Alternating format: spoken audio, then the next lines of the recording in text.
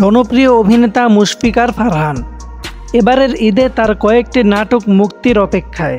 এবার শিক্ষকের ভূমিকায় থাকছেন মুশফিকার ফারহান।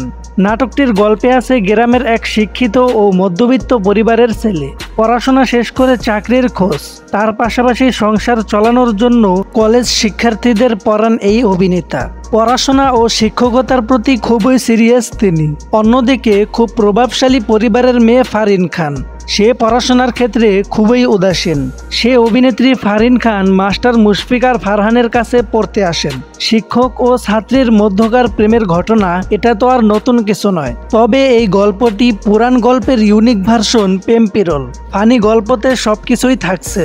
শিক্ষকের ভূমিকায় দারুণ অভিনয় করছেন মুশফিকার ফারহান, অন্যদিকে ছাত্রের ভূমিকায় অভিনয় করছেন ফারিন খান। তো গাইস, দেখা যাক নাটকটি কেমন হয়। আর একটি কথা, নাটকটি সিএমবির পর্দায় খুব শীঘ্রই দেখতে পাবেন। আর ভিডিওটি ভালো লাগলে আমাদের চ্যানেলটি অবশ্যই সাবস্ক্রাইব করে রাখুন।